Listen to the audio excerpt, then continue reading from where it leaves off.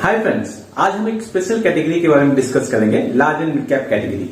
ये कैटेगरी वो है, अगर आप लार्ज कैप कैटेगरी से ज्यादा एग्रेसिव कैटेगरी में इन्वेस्ट करना चाहते हैं पर मिड कैप कैटेगरी से कम एग्रेसिव कैटेगरी में इन्वेस्ट करना चाहते हैं तो ये कैटेगरी आपके लिए है।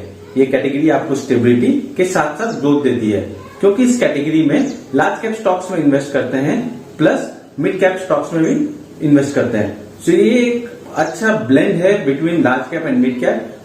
ये आपको अच्छा सस्टेनेबल प्लस आपको अच्छा ग्रोथ देगी।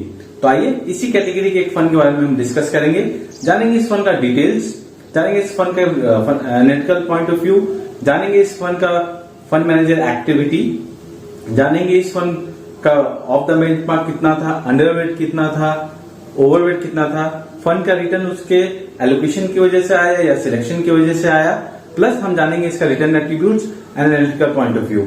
तो आप do keep watching the video till the very and and channel को लाइक और सब्सक्राइब जरूर करें।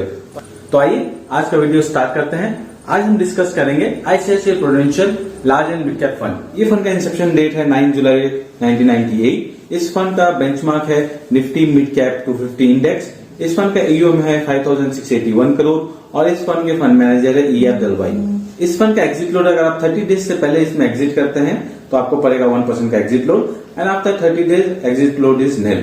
ये फंड आपको सारी ऑप्शन में अवेलेबल है, dividend pay out, dividend reinvestment और ग्रोथ में। आइए अभी जानते हैं इसका analytical point of view. P यानी प्राइस टू अर्निंग रेशियो है इसका 28.39, PTR यानी पोर्टफोलियो टर्नओवर रेशियो है इसका 1.39, इसका इक्विटी एलोकेशन है 94.95% और कैश एलोकेशन है 2.81%। अगर इक्विटी की बात करेंगे तो लार्ज कैप स्टॉक्स में होल्डिंग है 55.44, मिड कैप कैटेगरी में एलोकेशन है 35.88 एंड स्मॉल कैप में एलोकेशन है 3.62। इस फंड में टोटल नंबर ऑफ स्टॉक्स है 156 और टॉप 10 स्टॉक्स होल्ड करती है 49.51%। आइए अब जानते हैं fund manager activity. In last 1 year 39 stocks is new entry into the portfolio, 37 stocks is completely exited from the portfolio। इंट्राट्रेड का मतलब वो होता है कि फंड मैनेजर ने विद इन 1 ईयर स्टॉक को बाई किया और सेल किया, तो वैसे 33 स्टॉक्स को उन्होंने बाई और सेल किया with in that period of time. 27 stocks में अपना एक्सपोजर को इंक्रीज किया और 11 स्टॉक्स में अपना एक्सपोजर को डिक्रीज किया। तो काफी एक्टिव मैनेजमेंट था इस पर्टिकुलर फंड में। आइए अब देखते हैं इस फंड का upside capture ratio and downside capture ratio. Upside capture ratio का मतलब ये होता है, अपसाइड कैप्चर रेशियो का मतलब होता है जब बेंचमार्क पॉजिटिव रिटर्न देता है तो ये फंड कितना पॉजिटिव रिटर्न देता है विजार्व टू द बेंचमार्क, और डाउनसाइड कैप्चर रेशियो का मतलब ये होता है जब बेंचमार्क नेगेटिव रिटर्न देता है तो ये पर्टिकुलर फंड कितना नेगेटिव रिटर्न देता है vis a vis to the benchmark. So upside capture ratio of this fund is 78.65 और downside capture ratio of the fund is 56.36। So अगर डाउनसाइड कैप्चर रेशियो की बात करें तो it is one of the best in terms of the category. आइए अब हम देखते हैं allocation effect versus selection effect. Allocation effect का मतलब होता है कि फंड का जो रिटर्न आया है वो कैटेगरी में एलोकेशन की वजह से आया है या स्टॉक सिलेक्शन की वजह से आया है। अगर हम एलोकेशन के हिसाब से देखेंगे तो फंड का रिटर्न आया है 0.62%। अगर हम सिलेक्शन इफेक्ट देखेंगे इस फंड का तो आया है 6.48%, जो कि काफी अच्छा है। आइए अब देखते हैं of the benchmark, underweight and overweight. Of the benchmark मतलब बेंचमार्क से हटके कितना फंड मैनेजर ने इन्वेस्टमेंट किया, तो ऑफ द बेंचमार्क है 8.54% of the portfolio fund manager ने बेंचमार्क से हटके इन्वेस्टमेंट किया।